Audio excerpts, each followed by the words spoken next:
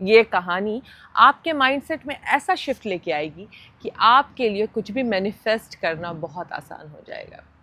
कहानी बहुत पुरानी है लेकिन मेरे दिल के बहुत करीब है। एक राजा का राजकुमार गायब हो गया था। बहुत सालों तक उसने राजकुमार की खोज में सैनिक लगाए, बहुत सारे लोगों ने ढूंढा, राजकुमार को कहीं नहीं मिला। 20-25 सालों बाद फाइनली जाके उस राजकुमार का पता लगा। सैनिक दौड़े उस राजकुमार को लाने के लिए। बहुत दूर दराज के एक गांव में एक मामूली सा लड़का जो रोज पेड़ काट कर अपना पेट पालता था, लकड़हारे की जिंदगी जी रहा था, उसके पास सिपाही पहुंचे बिकॉज उसके हाथ में वो चिन्ह था जो उस राजकुमार के हाथ में था, जिसे वो किसी ने चोरी करके गायब कर दिया था। उस राजकुमार के बाद सिपाही पहुंचे और बोले कि आपको पता नहीं, आप दूर देश के बहुत बड़े राजकुमार हैं, आप हमारे साथ चलिए, आपकी पूरी राज घराना वेट कर रहा है, आपकी राज गद्दी वेट कर रही है। पहला सुना वो और हंस दिया लकड़हारा, बोला पागल हो क्या, जाओ यहाँ से। लेकिन रोज सिपाही उसके पास आते थे, कन्विंस करते थे कि आप राजकुमार हैं, चलिए, आपके राजा आपका वेट कर रहे हैं। लेकिन राजकुमार ये बात मानने को रेडी ही नहीं कि वो किसी देश का राजा हो सकता है, बिकॉज उसने तो आज तक अपने आप को सिर्फ लकड़ी काटते उस गरीबी में ही देखा है। उसे बिलीव ही नहीं था कि ऐसा कुछ हो भी सकता है उसके लाइफ में। तो जब भी सिपाही उसके पास आए तो वो डांट के भगा दे या छुप के भाग जाए। एक दिन तंग आकर वो लकड़हारा अपने गांव से रातों रात गायब हो गया और फिर से राजकुमार की खोज वापस से शुरू हो गई, जो पिछले 20 साल से चली आ रही थी। ये स्टोरी है तो बहुत अटपटी सी कि कोई एक राजकुमार जो गरीबी में जी भी रहा था, ये इतनी अच्छी बात क्यों नहीं मान रहा था। सुनने पे ये भी लग रहा होगा क्या बेवकूफ लकड़हारा था, अगर पता भी करने चला जाता तो क्या चला जाता, उसका जाके देखता तो सही कि सही में वो राजकुमार है कि नहीं। इसमें कोई लॉस तो था नहीं उसका अगर वो सिपाहियों के साथ चला जाता, लेकिन उसका भय कि हो सकता है ये सिपाही मुझे ले जाके मार देंगे, उसका भय ऑफ अनसर्टेनिटी, उसका भय जो इतने सालों तक वो जी रहा है वो बदल जाएगा, उसको अच्छी चीज में भी बदलने नहीं दे रहा था। और ये स्टोरी हम सबके लाइफ में उतनी ही सच है जितना उस राजकुमार की लाइफ में सच थी। हम सब अपने लाइफ में बदलाव तो चाहते हैं, सपने तो देखते हैं, लेकिन बदलाव का जब एक्चुअल समय आता है तो डर के छुप जाते हैं, रातों रात घर छोड़कर भाग जाते हैं। अगर कोई आके रास्ता दिखाता है तो हमें लगता है कि उल्लू बना रहा है। अगर कोई सिपाही बन के आता है, बोलता है अरे रुको राजगद्दी बैठी है तुम्हारी, चलो मैं तुम्हें बताऊंगी कैसे तुम कर सकते हो, तो उसमें आप सोचते हो उसका कुछ अल्टीरियर मोटिव होगा, उसका कुछ अपना स्वार्थ होगा। और जहाँ पे लॉजिकल माइंड बोल रहा था कि क्यों ना जाके देख लिया, क्यों ना जाके ट्राई कर लिया, लेकिन क्या मैं आपसे पूछती हूँ, इतने सालों से आपने जो सपने देखे हैं अगर वो पूरे नहीं कर पा रहे हो, और यहाँ पे लॉ ऑफ अट्रैक्शन की इतनी सारी चीज़ें मैं बताती हूँ, तो क्यों ना उसको ट्राई करते हो एक बार, क्योंकि आपको बिलीव ही नहीं है कि आप वो पा सकते हो। और ये इसके लिए है क्योंकि हमारा पैराडाइम शिफ्ट जो है वो नहीं हुआ है। आपका पैराडाइम सेट हो गया है उसी बदहाली, उसी गरीबी, उसी टॉक्सिसिटी, उसी कलेश के ऊपर। तो अब कुछ अच्छा भी आएगा ना तो आप डाउट करोगे, अब कुछ बेटर भी मिलेगा ना तो आप शक की निगाह से देखोगे, अगर कुछ ऐसा मिलेगा जो लाइफ चेंजिंग भी होगा ना तो आप उसको अपनाने में हाथ पैर आपके सूज जाएंगे, आप थर थर कांपोगे और फिर लगेगा ये कुछ तो गड़बड़ हो रहा है, और फिर वापस भाग जाओगे अपने पुराने ढर्रे पे। और ये मैंने बार बार लगातार अपने सबसे ज़्यादा चक्रा प्रैक्टिशनरों के लाइफ में देखा है। जहाँ चक्र उनकी लाइफ में चेंजेस लाने वाला होता है, उनको कोई कुछ बॉडी एक शुरू हो जाती है। जहाँ चक्र उनकी लाइफ में कुछ चेंजेस लाने वाला होता है वो अचानक से बिजी हो जाएंगे। जहाँ चक्र मेडिटेशन ब्रेक थ्रू के एकदम करीब होगा वो प्रैक्टिस छोड़ देंगे, बिकॉज उनका पैराडाइम उनको चेंज लाने ही नहीं देता है। और यही होती है प्रोग्रामिंग, और हम इसी तरीके से प्रोग्राम्ड है इस मीडियोकर सी लाइफ जीने के लिए। मैं पूछती हूँ, हम पैदा होते हैं, जिन लोगों को जैसा जीवन जीते देखते हैं वैसे ही जीवन क्यों जीने लगते हैं? क्या कभी किसी ने क्वेश्चन क्यों नहीं किया कि are they actually know what they are doing? सभी नौकरी कर रहे हैं तो हम भी नौकरी कर लेते हैं, सभी डॉक्टर बन रहे हैं तो हम भी डॉक्टर बन लेते हैं। Can you come and question कि जो वो बोल रहे हैं, जो वो कर रहे हैं, they actually know what they are doing और they are just copying everybody else? और जब आप क्वेश्चन करते हो ना, तो आप कुछ नया ढूंढने की उपाय करते हो। बिकॉज हमें रोबोट की तरह प्रोग्राम किया जाता है बचपन से, एक सेफ घर, एक सेफ करियर, एक सेफ जीवन, और सेफ्टी ढूंढते ढूंढते कब हम खुद को खो देते हैं पता ही नहीं चलता है। मैं भी वैसी ही सेफ लाइफ जीने की कोशिश करती थी ना, अरेंज मैरिज, अच्छे घर में शादी, टाइम पे बच्चा ताकि लेट ना हो जाए, एंड एक दिन वो सेफ्टी नेट गायब हो गई। और फिर समझ में आया कि जिस सेफ्टी को ढूंढ ढूंढ के मैंने अपने लाइफ के इतने सारे डिसीजन लिए, वो तो एक इल्यूजन है, वो तो एक माया है।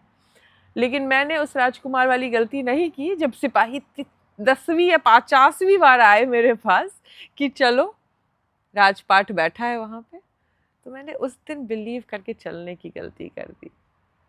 हर एक शहर, हर एक कस्बा, हर एक जगह जहाँ जहाँ मेरे सिपाही मुझे लेके गए मेरे राजगद्दी से मिलवाने के लिए, चलती गई। बहुत सारे लोग आए उस रास्ते में, बहुत सारे चीज़ों को सीखा, और अचानक से राजगद्दी मिल गई मुझे। लेकिन कॉपी करना बुरा नहीं है, लेकिन अपने लॉजिक को छोड़ के कॉपी करना बुरा है। आज आपको 10,000 चाहिए और आप जाते हो अपने आसपास के रिश्तेदार, सगे संबंधियों से पूछने के लिए कि मैं 10,000 कैसे कमाऊं, और आपके रिश्तेदार और सगे संबंधी 1,000-2,000 कमाने वाले हैं, वो आपको क्या बताएंगे? अगर उनको पता होता तो वो खुद नहीं कर लेते।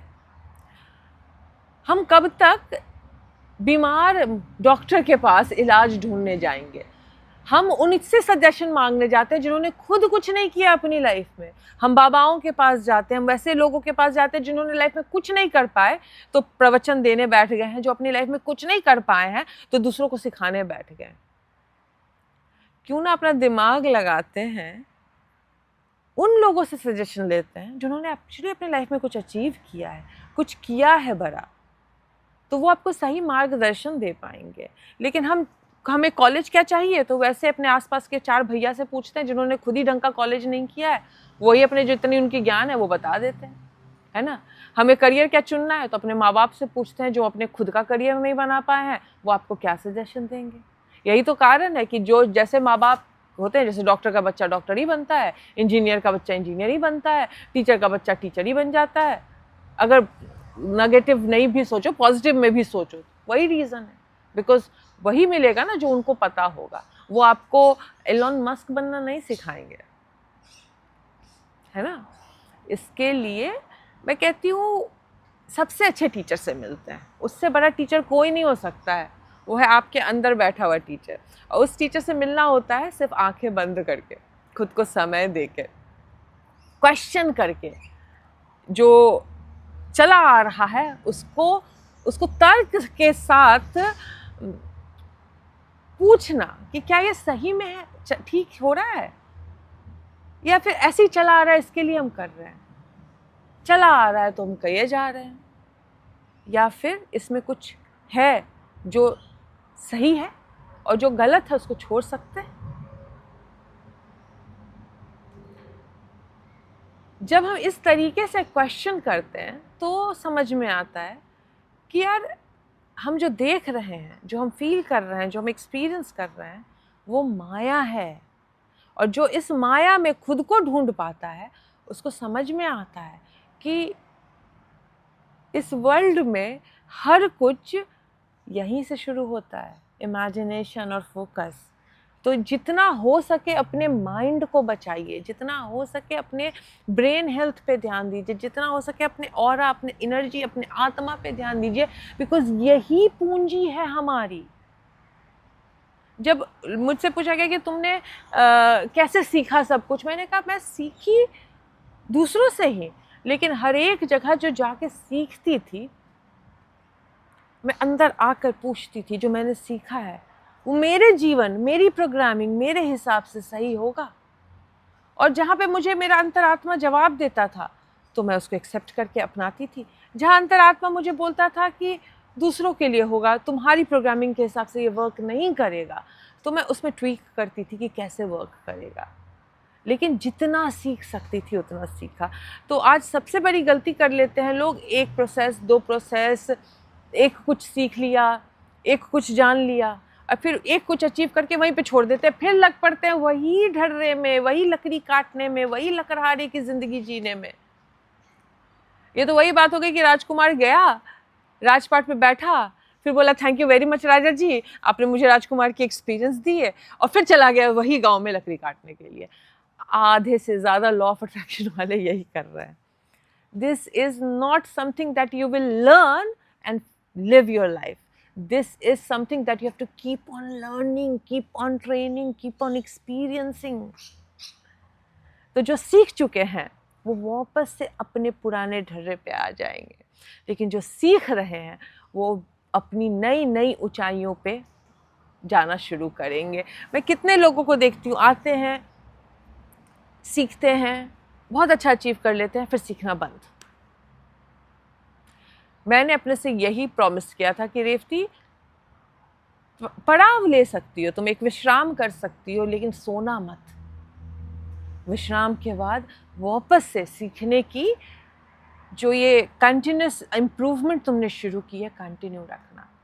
और यही कारण है कि थोड़ा पड़ाव ले लेती हूँ, थोड़ा सा विश्राम कर लेती, फिर जाग के वापस से सीखने का जो जर्नी है वो चालू की हूँ। क्योंकि सच पूछिए तो कुछ पा लेना कभी गोल था भी नहीं, बस मुझे जानना था कि बाकी कैसे जीत रहे हैं और मैं क्यों हार रही हूँ। लेकिन जब वो जान गया कि मैं क्यों हार रही हूँ तो फिर जीतने भी लग गई। तो जाने से पहले ये माइंडसेट शिफ्ट देना चाह रही थी आप लोगों को कि गलती मत कीजिए, सीख चुके होने की, सीखते रहिए, बढ़ते रहिए। और सबसे इम्पॉर्टेंट है किसी चीज़ को सीखने के लिए अपने चाहत को जगाना। याद रख लीजिएगा, सपने देखना एक अलग चीज़ होती है और पा लेना एक अलग चीज़ होती है। जब आप सपना देखते हो तो आप एक गोल सेट करते हो, आप एक राह निकालते हो और फिर आप उस पर चलना शुरू करते हो।